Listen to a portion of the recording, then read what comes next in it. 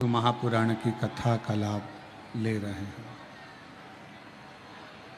एक बार यजमान परिवार के लिए जोरदार ताली बजाकर उनका स्वागत, नंदन, अभिनंदन, जिन्होंने इस पवित्र पावन शिव महापुराण की कथा को दिव्यता और भव्यता के साथ आयोजित किया। पूरी परीक्षा इंद्रदेव ने भी इस कथा की ली है और लगातार जलवृष्टि भी होती रही और कथा की तैयारी भी होती रही। कथा मंडप में विराजमान सभी संत, साधु एवं राजनेता, अधिकारी सभी को साधुवाद देता हूँ, जो इस पवित्र पावन कथा का लाभ लेने के लिए यहाँ विराजमान हुए। और तेरी कृपा बिना नहीं एक भी अणु लेते हैं श्वास, तेरी कृपा से तनु तनु बखान क्या करूं मैं लाखों के ढेर का, चुटकी भभूत मेरे खजाना कुबेर का, गंगधार मुक्ति द्वार ओमकार तू, भोले ओमकार तू, आयो शरण तिहारी शंभो तार तार तू। भगवान शिव जो संपूर्ण जगत का कल्याण करने वाले हैं,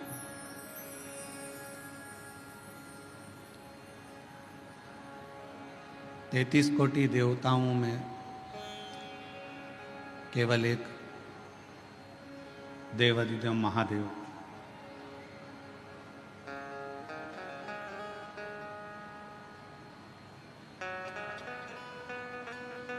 जिनको दुनिया का कोई ठाठ,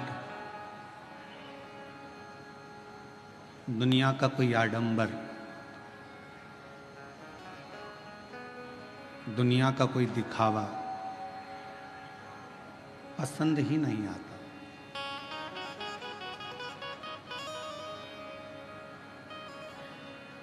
शिव जी को अगर प्रिय लगता है, भगवान शंकर को अगर प्रियता है,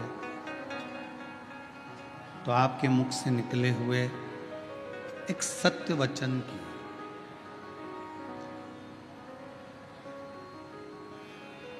शिव को प्रियता है तो केवल आपके मुख से निकले हुए एक सत्य वचन की। इसलिए शायद शिव जी को सत्यम शिवम सुंदरम कहा। जहां सत्य बसता है वहां शिव जी का निवास होता है, भगवान शंकर का निवास होता है।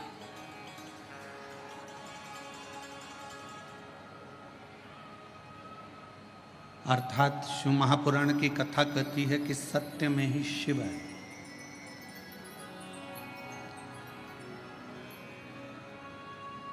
और उसको ढूंढने जाने के लिए कहीं पर भी जरूरत नहीं है।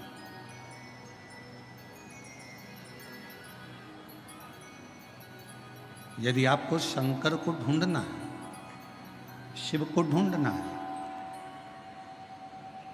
तो आपको कहीं नहीं जाना। कुछ देर मौन होकर एकांत में आप शिव नाम को पुकारना प्रारंभ करो।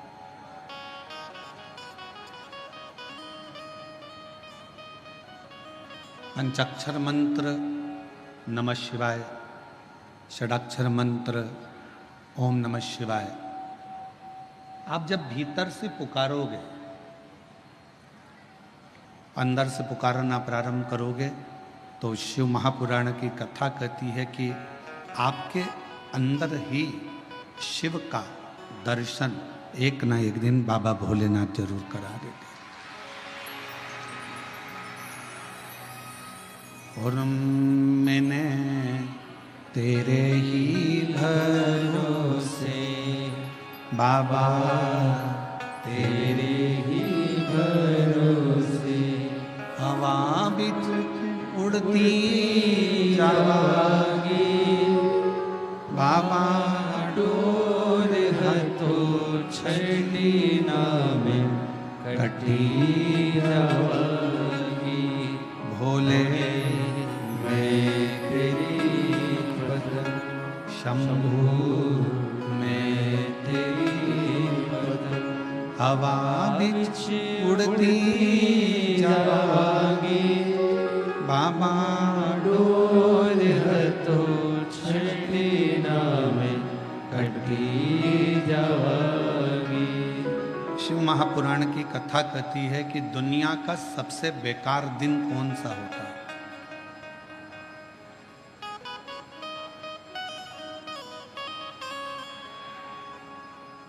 वो कौन सा दिन है जिस दिन को बेकार माना जाता है?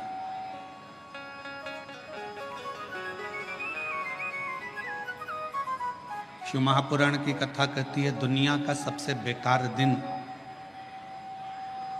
उस दिन माना जाता है जिस दिन आपके चेहरे पर मुस्कुराहट ना हो और आपके मुख पर भगवान का नाम ना हो।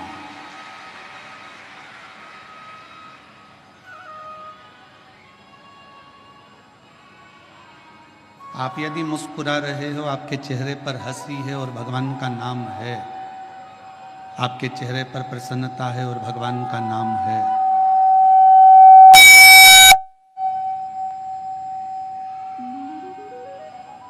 आपके चेहरे पर प्रसन्नता है और आपके मुख पर भगवान शिव का नाम है, हरि विठ्ठल, पांडुरंगा, श्री विठ्ठल, रुक्माई, संत ज्ञानेश्वर, संत तुकाराम जी महाराज, संत नामदेव जी महाराज, या किसी भी रूप में भगवान का कोई भी नाम यदि आपके मुख पर है और आपके चेहरे पर यदि कितना भी टेंशन हो, कितनी भी चिंता हो, कितना भी चिंता, कितना भी टेंशन हो, और उसके बाद भी तुम्हारा चेहरे पर अगर स्माइल है, मुस्कुराहट है, तो समझ लेना कि आज आप सबसे ज्यादा शिव के करीब में।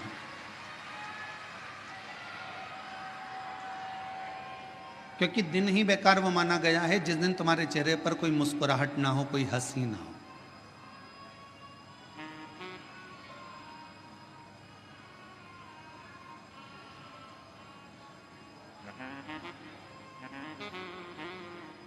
आपके चेहरे की प्रसन्नता भगवान के करीब में लेकर जाती है। एक बात का स्मरण रखिएगा, मैया यशोदा जी ने श्रीमद् भागवत कथा में आपने श्रवण किया होगा, भागवत जी में आपने सुना होगा कि मैया यशोदा जी ने एक बार भगवान कृष्ण पर छड़ी उठा ली थी।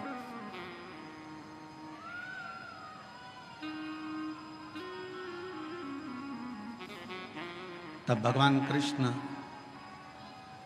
मैया यशोदा जी के पास में नहीं आए।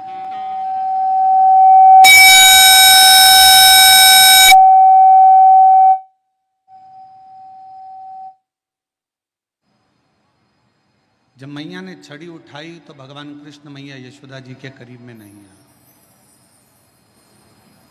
मैया यशोदा जी के पास नहीं आए।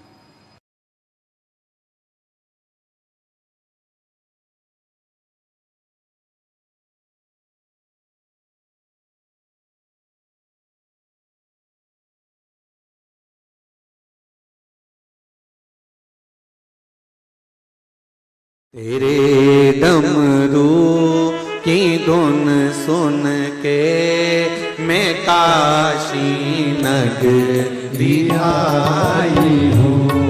तेरे डमरू की धुन सुन के दोनों हाथों से ताली से काशी नगरी आई हूँ। तेरे डमरू की धुन सुन के मैं काशी नगरी आई हूँ।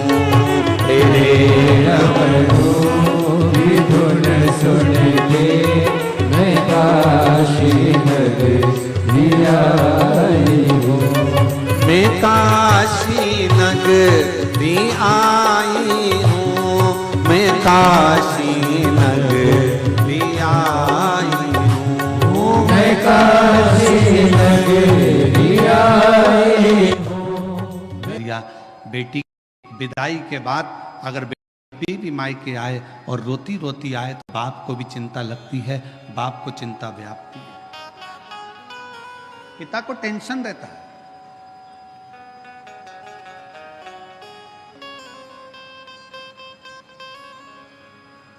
अच्छा घर देखा, अच्छा परिवार देखा, अच्छी खुशियां देखी, उसके बाद भी बेटी के चेहरे पर प्रसन्नता नहीं।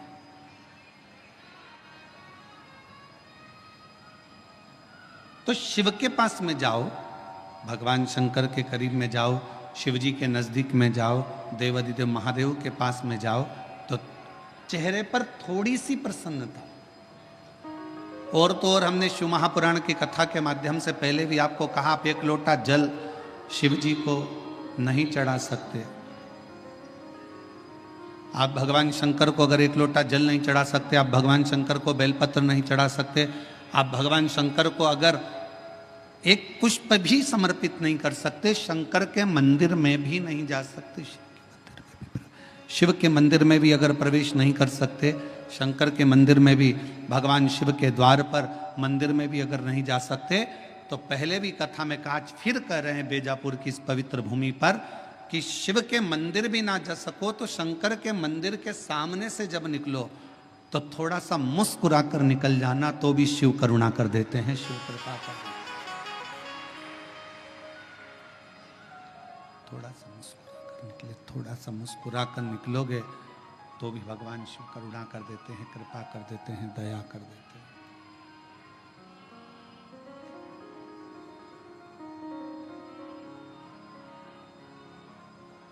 शिव करुणा सागर है, शिव दया सागर है, शिव कृपा सागर है। और शंभु शरणे पड़ी मांगो घड़ी रे घड़ी, दुख काटो दया करी दर्शन आपो। शंभु शरण पड़ी मांगो घड़ी रे घड़ी, दुख काटो दया करी दर्शन आपो।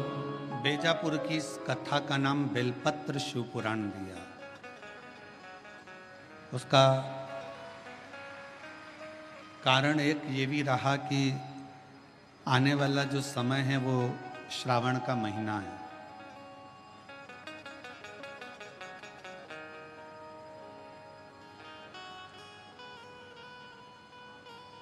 आने वाला जो समय है वो श्रावण का महीना है, और श्रावण के महीने में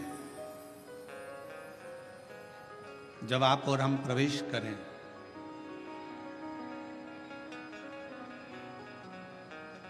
तो आपको और हमको ये मालूम होना चाहिए कि बेलपत्र की महत्वता क्या है।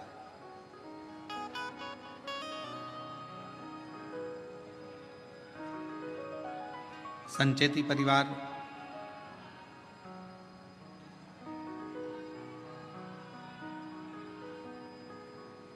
आज जो ये पवित्र शिव महापुराण की कथा को प्रारंभ करा है,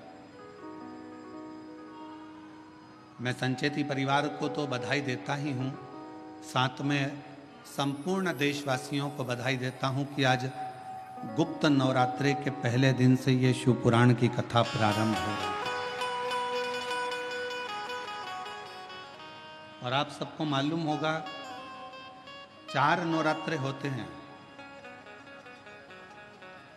उन 4 नवरात्रे में 2 नवरात्रे गुप्त माने गए, और उसमें भी जो आषाढ़ महीने का जो नवरात्रा आता है, जो आज से प्रारंभ हुआ है, कहते हैं अगर कोई स्थिर होकर एकांत में बैठकर भगवान शंकर के नाम का मात्र संबोधन श्रवण कर लेता है, सुन ले, गुनगुना ले, शिव को याद कर ले, तो कहते हैं शिव और शक्ति की दोनों की कृपा उसके ऊपर बनी ही रहती है।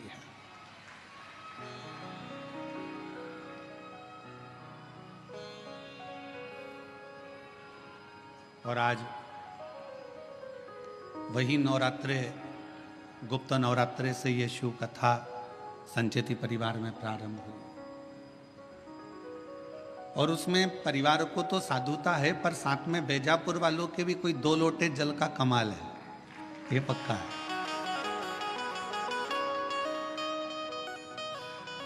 हम जब कल विशाल जी के घर पहुंचे तो वहां पर माता जी कह रही थी विशाल जी की कि गुरुजी 25 साल से शंकर जी की आराधना कर रही हूं और उसका फल आज प्राप्त हुआ है। हम आपको धन्यवाद देते हैं माता जी, बहुत बहुत साधुता है। पुण्य है आपके ससुर के, सास के, और पुण्य है आपके पूर्वजों के, आपके, जो ये पवित्र शिव महापुराण की कथा आपके माध्यम से ये संपूर्ण बेजापुर वालों को श्रवण करने का सौभाग्य है।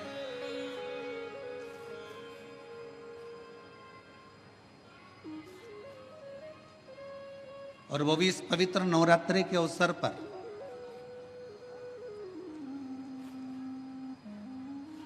एक बेलपत्र के वृक्ष की महत्वता शिव महापुराण के प्रारंभ ही बता देता है।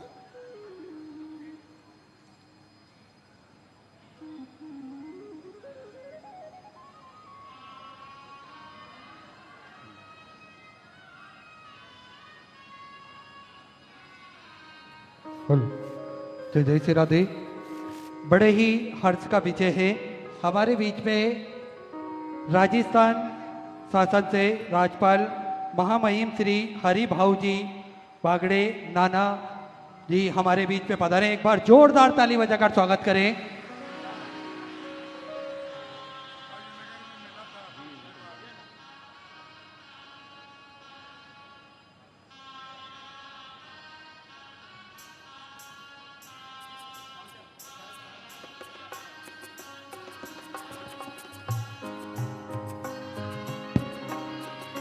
बड़े ही सुंदर ये क्षण जिसमें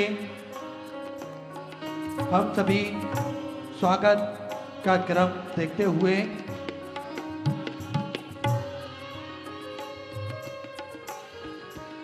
हमारे बीच में राजस्थान सरकार राज्यपाल महोदय महामहिम श्री हरि भाऊ जी बांगड़े साहब नाना जी पधारे हैं। एक बार जोरदार ताली बजाकर उनका स्वागत, वंदन, अभिनंदन। मैं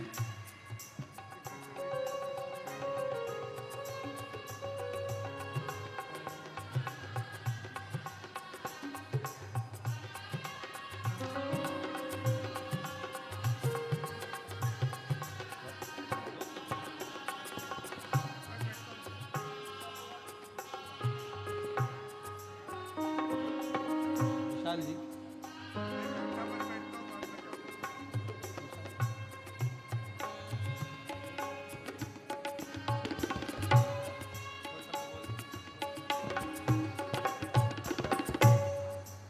हमारे बीच में राजस्थान सरकार राज्यपाल महोदय महामहिम श्री हरि भाऊ जी बांगड़े साहब नाना जी पधारे हैं। मैं उनसे निवेदन करता हूं आपके 2 शब्द सभी शिव भक्तों को प्राप्त हों और उसके बाद पुनः कथा का वही आनंदमय पल।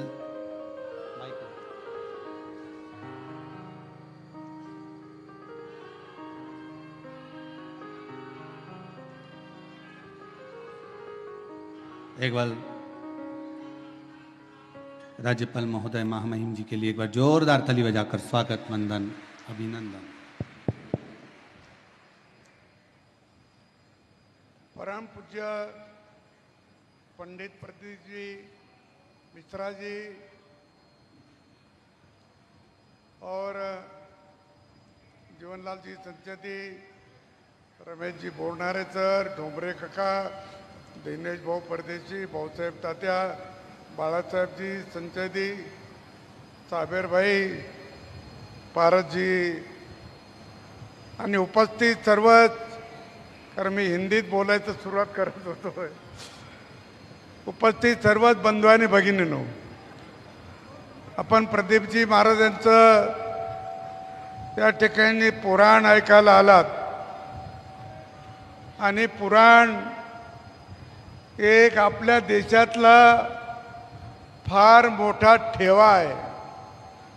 हजारो वर्षापूर्वीची, लक्षावधी वर्षापूर्वीची त्याला पार्श्वभूमी आहे.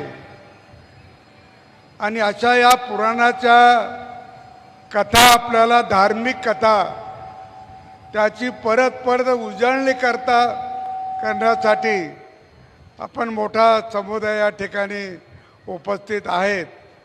खरं म्हणजे आपली जी संस्कृती आहे त्याला भारतीय संस्कृती आपण असं म्हणतो.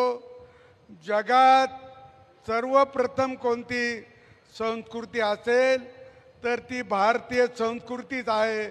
आणि अनेकांनी प्रयत्न करून सुद्धा आपली भारतीय संस्कृती मिटली नाही किंवा नाहीशी झाली नाही.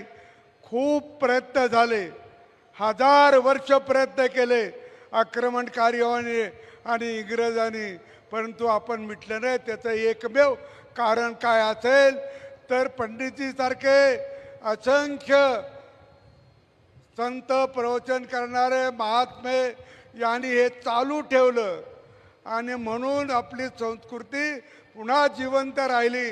नव्हे मोठ्या प्रमाणात आता वाढायला लागली. काही काळ स्थगित झाली होती थोडीफार, परंतु आता मोठ्या प्रमाणात वाढायला लागली.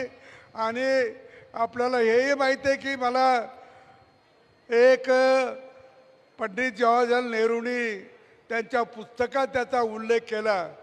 एक परदेशातला इतिहासकार मॅक्स मुलर, या मॅक्स मुलरने असं म्हटलं आहे की आम्हाला भारताचं आश्चर्य वाटतंय.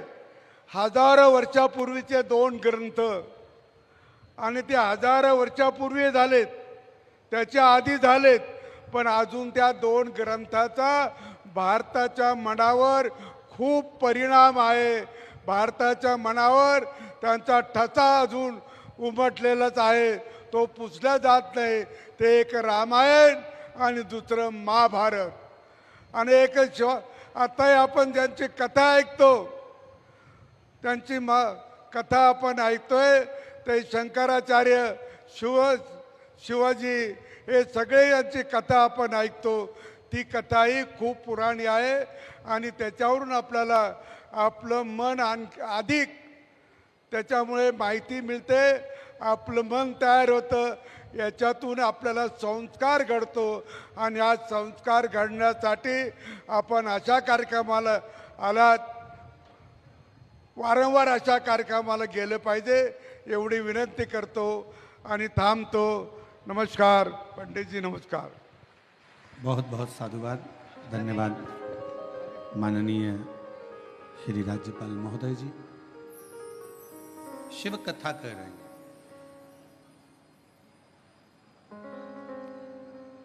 भगवान शंकर का संवाद कर रहे हैं.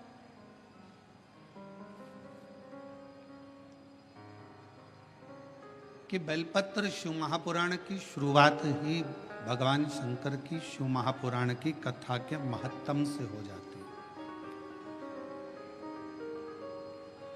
महत्तम जिसमें देवराज जी का चरित्र आ जाता है.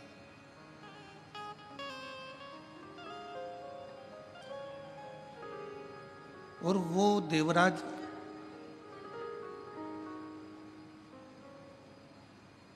जिसने जीवन भर कोई अच्छा कार्य नहीं किया,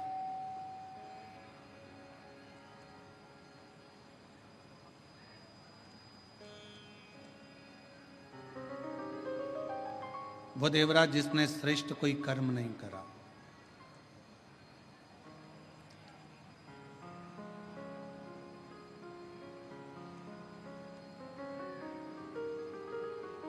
वो देवराज जो ब्राह्मण कुल में जन्म तो ले लिया पर ब्राह्मण कर्म से वंचित रहा।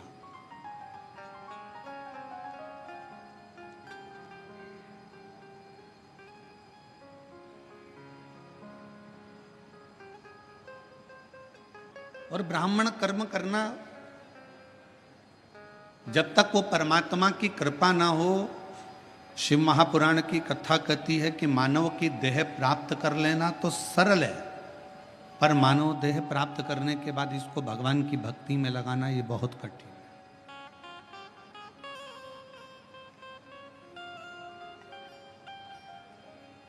देह मिल जाएगी बहुत सरलता में। आपने कोई पूजन अधिक करी है, पाठ अधिक करा है, मंत्र जाप करा है, भोजन कराया, भूखे को प्यासे को पानी पिलाया, किसी की शिक्षा की व्यवस्था, किसी की चिकित्सा की व्यवस्था जो तुमने करी, तो उससे हो सकता है कि तुम्हारे जीवन में थोड़ा पुनः फिर वापस मानव का शरीर मिल जाए, मनुष्य की देह मिल जाए, मना नहीं।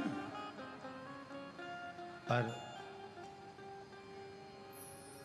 मानव देह मिल जाना एक अलग विषय है, और मानव देह प्राप्त करने के बाद वापिस भगवान की भक्ति को कर लेना, भगवान के भजन को धारण कर लेना, भगवान के स्मरण को धारण कर लेना, ये कठिन।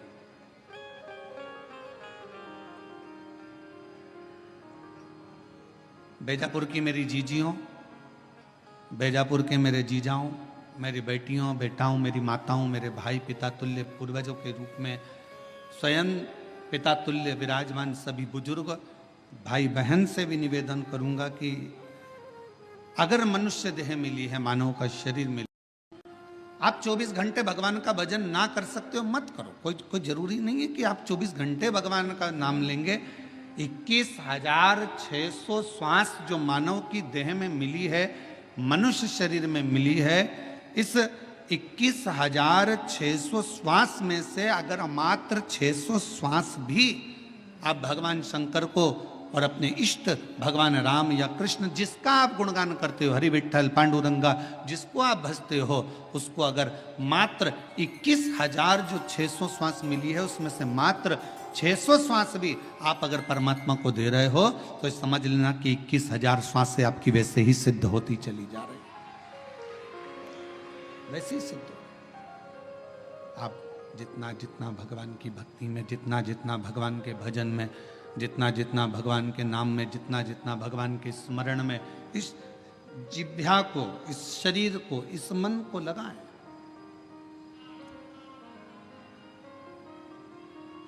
करो कोई अच्छा कर्म जीवन में। और फिर निवेदन है कि मत बुरे कर्म कर बंदे, वरना पछताएगा भगवान की आंखों से तू बच नहीं पाएगा, तू बच नहीं पाएगा। अरे ओ अज्ञानी मत कर नादानी, अरे ओ अज्ञानी मत कर नादानी। तेरे कर्म का फल भी तू ही पाएगा, जैसा किया तूने तेरे आगे आएगा। मत बुरे कर्म कर बंदे, वरना पछताएगा भगवान की आंखों से तू बच नहीं पाएगा, तू बच नहीं पाएगा। अरे ओ अज्ञानी मत कर नादानी। रहो परिवार में, कुटुंब में, नातों में, रिश्तों में। कोई तुमसे कह दे कि तुम अपना घर छोड़ दो, तो कह देना सीवर वाले महाराज ने मना करा, मैं अपना घर नहीं छोड़ सकती। कोई तुमसे कह दे कि तीर्थ में जाकर बैठ जाओ, तो मना कर देना, हमारे बस की बात नहीं है तीर्थ में बैठना। कोई तुमसे कहे किसी नदी के तट पर जाकर बैठ जाओ, सन्यासी बन जाओ, संत बन जाओ, साधु बन जाओ, तपस्वी बन जाओ, साधक बन जाओ, उपासक बन जाओ, मना कर देना, हमारे बस का कुछ भी नहीं है। शिव महापुराण की कथा तो कहती है शंकर का एक तत्व अपने भीतर धारण करो। शिवजी अपनी अर्धांगिनी धर्मपत्नी के साथ रहते हैं, शिवजी अपने बच्चों के साथ रहते हैं। 33 कोटि देवताओं में केवल एक देवाधिदेव महादेव ऐसे हैं जो अपने पूरी विथ फैमिली पुजाते हैं। विथ फैमिली, पूरा परिवार। भगवान शंकर किसी देवता का परिवार पूरा पूछते हुए बता दो। 33 कोटि देवताओं में केवल एक शंकर भगवान हैं जिनकी धर्म पत्नी को भी पूजा जाता है, जिनके पुत्र श्री गणेश जी को भी पूजा जाता है, जिनके पुत्र श्री कार्तिकेय बाबा को भी पूजा जाता है, जिनकी बहुएं रिद्धि सिद्धि भी पूजा जाती है, जिनकी बेटी अशोक सुंदरी भी पूजा जाती है, जिनकी कन्याएं जया, विषहरा, शामली बारी, दौतली देव भी पूजा जाती है, जिनके पोते शुभ और लाभ पूजा जाते हैं, जिनके परपोते अमोद और प्रमोद पूजा जाते हैं। जरा विचार करिएगा कि 33 कोटि देवताओं में केवल एक देव है, देवाधिदेव महादेव, जो अपनी फैमिली के साथ फुल एंजॉय में, आनंद में जिंदगी जीने का तरीका सिखाते हैं। केवल शिव।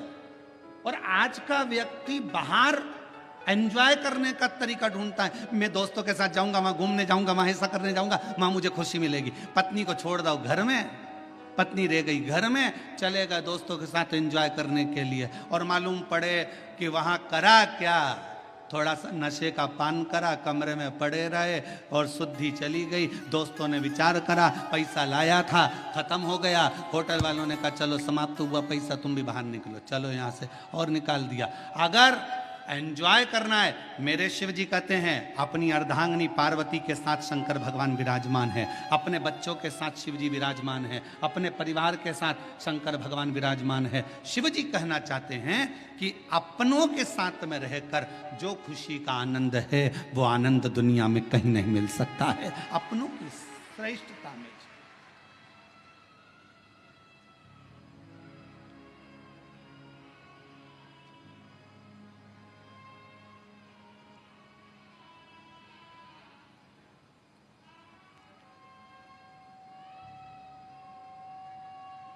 कल हमको बड़ा अच्छा लगा। हम संचेती परिवार में जब आए तो हमने पूछा ये सब लोग जो खड़े हैं कौन है, तो कहा विशाल जी बोल रहे थे ये काका जी हैं, ये काकी जी हैं हमारे। अच्छा, ये हमारे ये हैं, ये हमारे वो हैं। अच्छा, हमें समझ में इतनी प्रसन्नता हो रही थी कि बताओ, पूरा परिवार एक जगह पर, और उसमें भी भगवान की अविरल भक्ति और शिव महापुराण की कथा और बेजापुर का क्षेत्र, ये जीवन का एक आनंद प्रदान करने वाला, एक सुख देने रखो। और शंकर जी के परिवार में एक चीज और है, थोड़ा सावधानी रखिएगा, सबको निभा के चलना है। जगत जननी दुर्गा भवानी बैठती है काय पर, जम के बोलो, शेर पर। शंकर भगवान बैठते हैं नंदी पर। शिव जी के गले में सर्प, गणेश जी चूहे पर, कार्तिकेय जी अरे बोलते तो जाओ मोर पर। हमें भी तो मालूम पड़े, बेजापुर में सबकी आवाज तो ठीक है। अगर जीजियों की आवाज डाउन होगी तो दिक्कत हमको होगी हो, तो थोड़ा सा दमदारी से बोलो। कार्तिकेय जी काय पर बैठते हैं? मोर पर। अब भाई आवाज इतनी जोरदार आवाज में बोला करो, घर जाके नजर भी उतरवा लिया करो।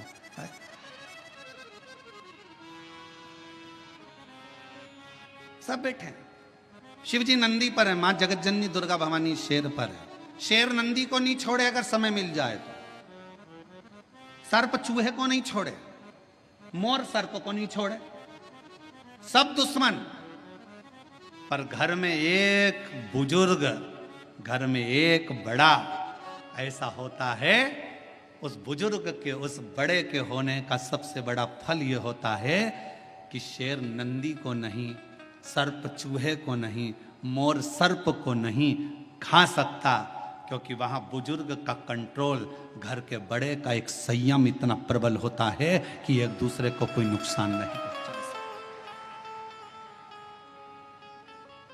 कोई नुकसान नहीं। हम नुकसान कब भोगते हैं?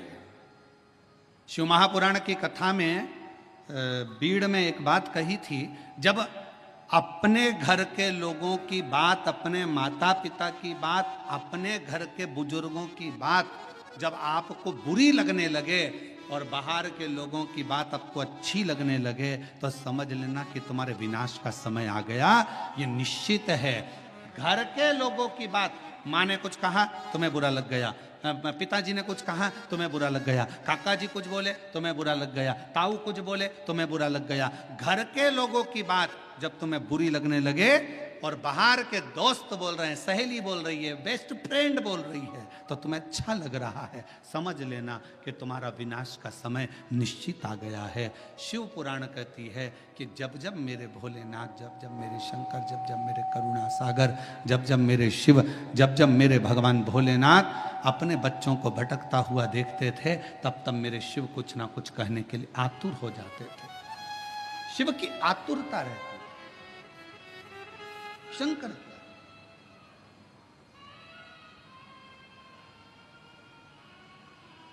शिव की आतुरता रहती, और शिव शिव है। जब घर के बुजुर्ग, घर के बड़े, और कितना सुंदर संवाद आया है, देखिए शिव महापुराण में देवराज नाम के ब्राह्मण का संवाद आया। देवराज नाम के ब्राह्मण का जो चरित्र वर्णन किया गया, उस संवाद में कहा गया, शिव जी की कथा चल रही है। देवराज ब्राह्मण के घर में जन्म लेने वाला एक बालक है।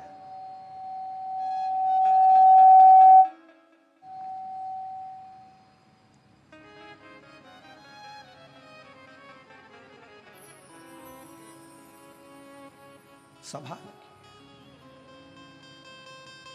और शंकर जी की कथा चल रही है, और ब्राह्मण के घर में जन्म लेने वाला वो देवराज, जिसने कभी जीवन में कभी भगवान का भजन नहीं किया, जिसने कभी जीवन में स्मरण नहीं किया, मंत्र जाप नहीं किया, नाम जाप नहीं किया, नाम स्मरण नहीं किया, वो देवराज जो कभी भगवान की भक्ति से जुड़ा ही नहीं, कभी भगवान के भजन से जुड़ा ही नहीं, वो देवराज चोरी का धन लेकर शिवालय में पहुंच गया। ब्राह्मण जी कथा सुना रहे थे शिव पुराण की, कोई नहीं था, कोई नहीं, मंदिर सुना।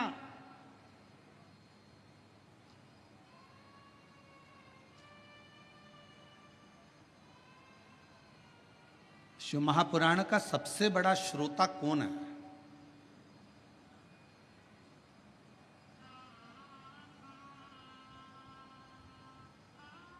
उत्तर दो जल्दी से, बीजापुर की जी जी जी जाऊं। शिव महापुराण का सबसे बड़ा श्रोता कौन है? शिव पुराण को सुनने वाला सबसे बड़ा श्रोता, श्रीमद् भागवत कथा को सुनने के लिए सबसे बड़े श्रोता थे राजा परीक्षित। रामचरितमानस को सुनने के लिए सबसे बड़े श्रोता थे काशी नरेश। पर शिव महापुराण का सबसे बड़ा श्रोता कोई मानव नहीं, कोई मनुष्य नहीं। शिव महापुराण का सबसे बड़ा श्रोता स्वयं देव अधिदेव महादेव शंकर और पार्वती है। शिव श्रेष्ठ श्रोता बनकर बैठे हैं, श्रेष्ठ श्रोता बनकर।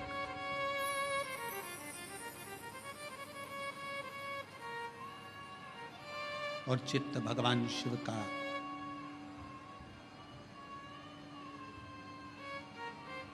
जिस स्थान पर देवराज नाम का ब्राह्मण शिवालय के अंदर पहुंचा है, उस शिवालय में भी कोई श्रोता कथा सुनने वाला नहीं है।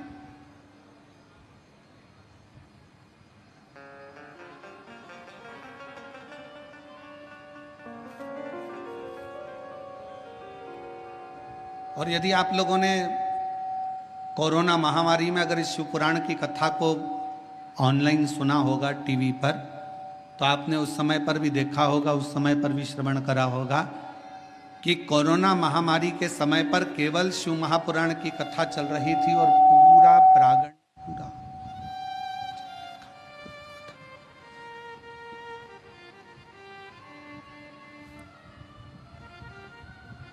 शिव महापुराण की कथा चल रही थी और पूरा क्षेत्र, पूरा हॉल खाली रहता था। कौन सुन रहा?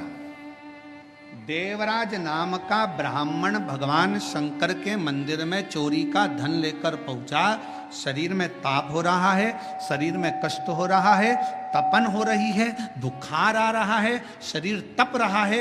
ये शिव महापुराण का महत्तम कर रहा है और चोरी का धन उसके पास में। और उस चोरी के धन में सबसे मूल था रानी के गले का हार, जिसको मंगवाने वाला कोई दूसरा नहीं था।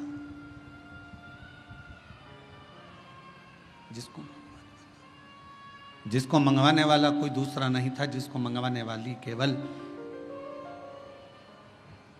देवराज ब्राह्मण जिस एक पर स्त्री के संग में लग गया था, उस पर स्त्री ने उस देवराज से कह दिया था कि मुझे रानी के गले में जो हार पड़ा हुआ है वो हार मुझे ला कर दे।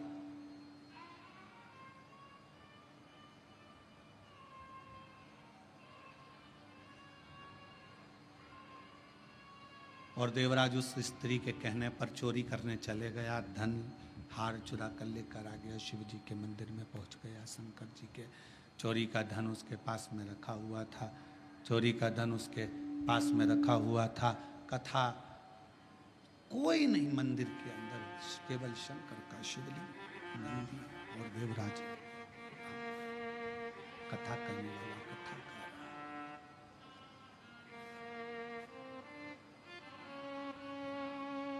कथा करने वाला कथा कर रहा है। केवल एक ब्राह्मण बैठा है, कथा बाच रहा है, मंदिर में कोई भी नहीं। यहां तक शिव महापुराण की कथा कर रही है। जिस मंदिर में शिव पुराण की कथा, देवराज चोरी का धन लेकर, जिस शंभु चोरी का धन लेकर देवराज जिस मंदिर में पहुंचा था, वहां पर जहां पर एक ब्राह्मण कथा कर रहा था, वहां पुजारी तक नहीं था। वहां पर कोई पुजारी नहीं,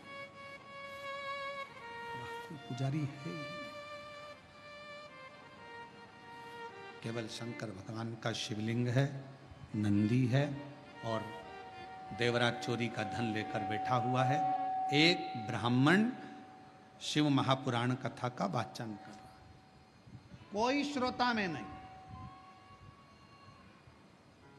और भगवान शंकर ने मां पार्वती जी को यह कहा है, पार्वती सुनो, जहां पर शिव महापुराण की कथा होती है, श्रवण करने के लिए जो पुरुष और स्त्री, बेटा और बेटी, नर नारी, गंधर्व, अप्सरा, देवता शिव महापुराण की कथा को अगर श्रवण करने के लिए जाते हैं, तो वहां केवल संसार का मनुष्य, संसार का मानव ही नहीं रहता।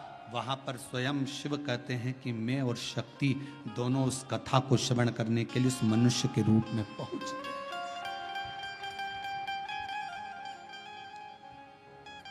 उस कथा को श्रवण करने के लिए मनुष्य के रूप में पहुंच जाते हैं, मनुष्य के रूप, मानव के।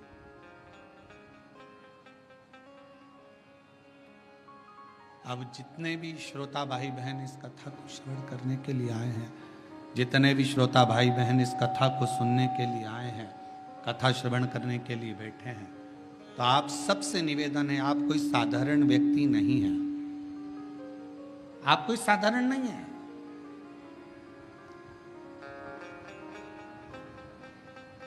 आप मेरे शिव का एक अंश स्वरूप हो, शिव का एक प्रतिबिंब स्वरूप हो। और शिवोहम शिव महापुराण की कथा जो इससे पहले निकुंभ छत्तीसगढ़ में करी, उसमें बताया था शिवोहम का मतलब ही यही है कि शिव आपके अंदर है। केवल आपका भजन, आपका कीर्तन, आपका मंत्र जाप, आपका स्मरण, आपका नाम जाप शंकर को भीतर से प्रकट कर ले, भीतर से प्रकट कर। और महाराज हर पल हर घड़ी शिव तुम्हारे साथ, हर पल। तेरे सिर पर भोलेनाथ फिकर फिर क्या करना, तेरे सिर पर भोलेनाथ फिकर फिर क्या करना, क्या करना फिर क्या करना, क्या करना फिर क्या करना, तेरे सिर पर भोलेनाथ फिकर फिर क्या करना, तेरे सिर पर भोलेनाथ फिकर फिर क्या करना, सिर पर भोलेनाथ फिकर फिर क्या करना, तेरे सिर पर भोलेनाथ फिकर फिर क्या करना, क्या करना फिर क्या करना, क्या करना फिर क्या करना, क्या करना फिर क्या करना, क्या करना फिर क्या करना, तेरे सिर पर भोलेनाथ फिकर फिर क्या करना, तेरे सिर पर भोलेनाथ फिकर फिर क्या करना, तेरे सिर पर भोलेनाथ फिकर फिर क्या करना। दोनों हाथों से ताली से बजते हुए पर भोलेनाथ फिकर फिर क्या करना।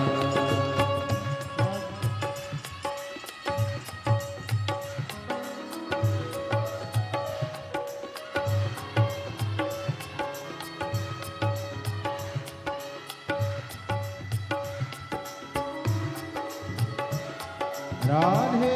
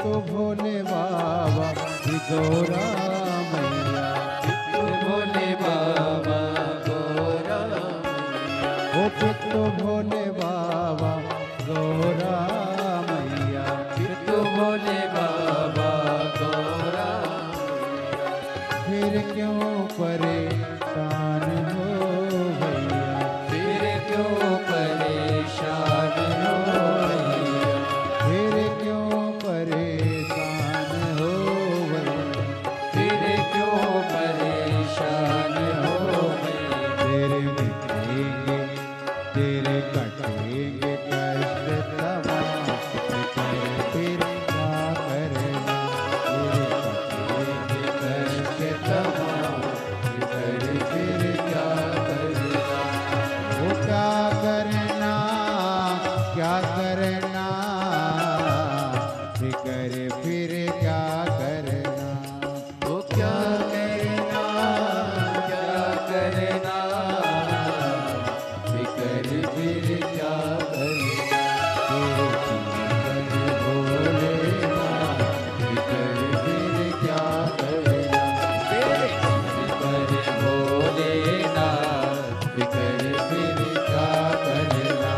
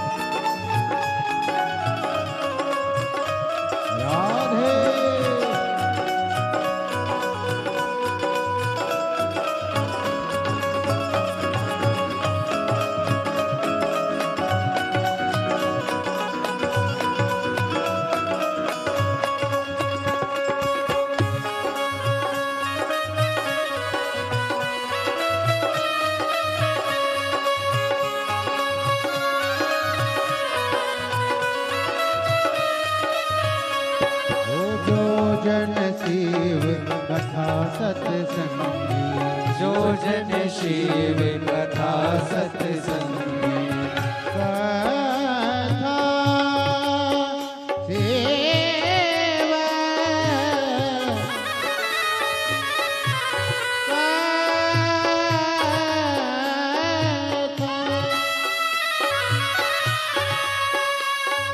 गर सरे सन सन धनि दब दब पम पम गम गर गर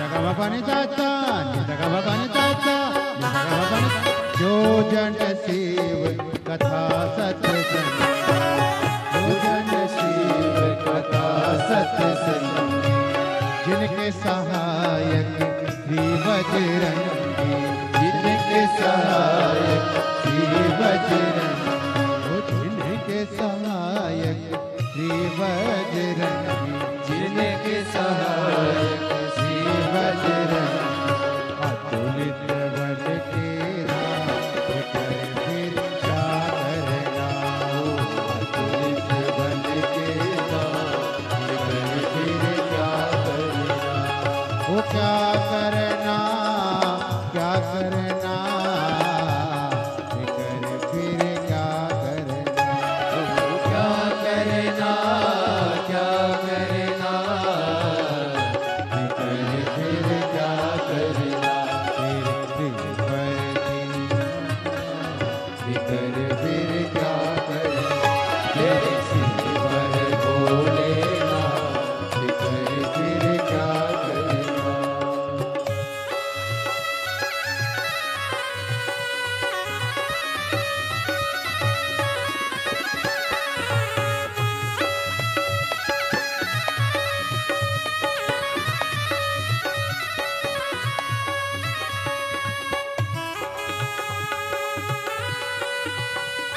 राधे राधे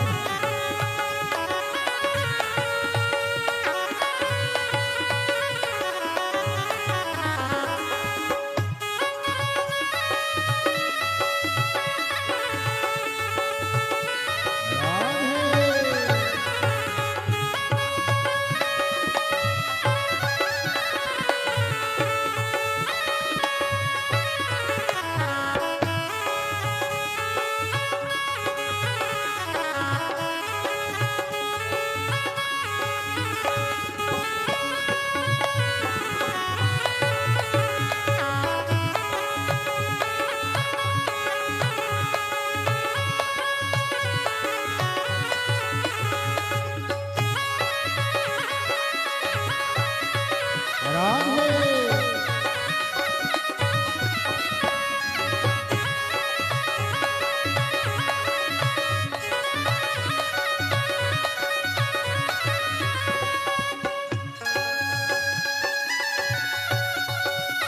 राधे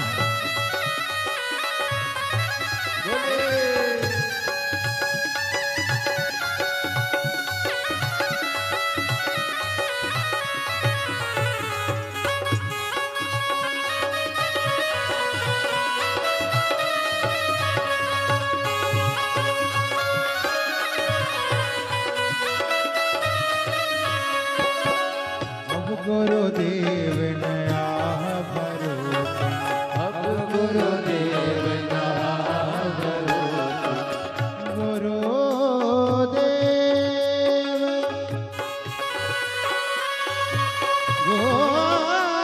गुरुदेव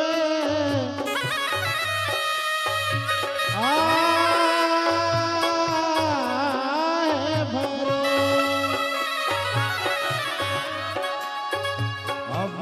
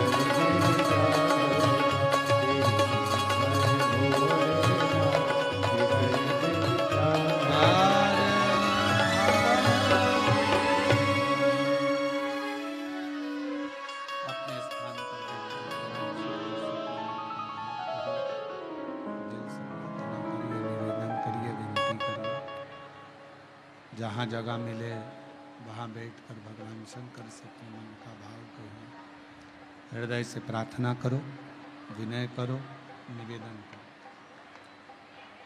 बारिश थोड़ी तेज है, जो लोग गीले हो रहे हैं उनसे निवेदन है जो सूखी जगह है वहाँ जाकर बैठें, गीले ना हो। जहाँ जहाँ पर सूखा सूखा जगह हो वहाँ बैठें। बारिश थोड़ा तेज है, इसलिए जो लोग गीली हो रहे हैं या गीली जगह में बैठे उनसे निवेदन है, सूखी जगह बहुत है, आप लोग वहाँ जाकर बैठे और कथा का लाभ। सभी लोग साथ में साउंड सेट करो बाबा। सभी लोग साथ में भगवान शिव से मन से भाव से प्रार्थना करिए, विनय करिए, निवेदन करिए। साथ में प्रार्थना करेंगे, जिनको आता है वो साथ में बोलेंगे और विनय करेंगे।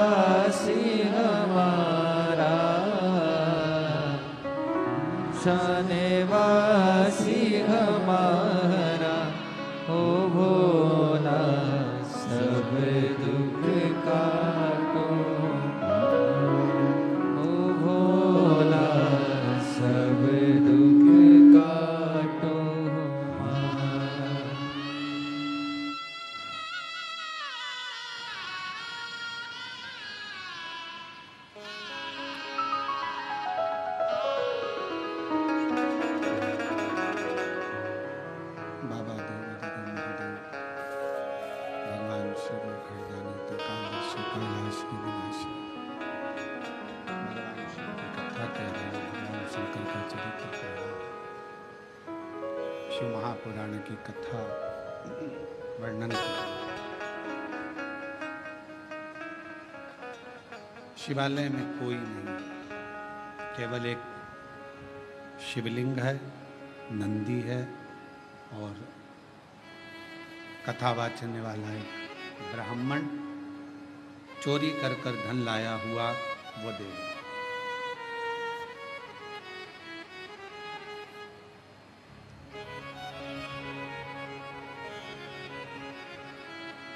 कई लोगों का एक प्रश्न रहता है, गुरुजी हम अकेले मंदिर जाते हैं, मेरे घर का मैं अकेला शिवालय जाता हूँ, पूजन करता हूँ, आराधना करता हूँ, अर्चना करता हूँ, शिव भक्ति करता हूँ, शिव आराधना करता हूँ, शिव पूजन करता हूँ,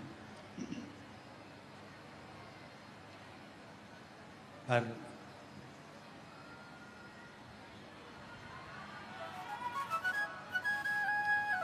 शिव महापुराण की कथा कहती है कि शंकर का जो भक्त है, शिव की जो आराधना करने वाला है, शंकर की जो स्तुति करने वाला है,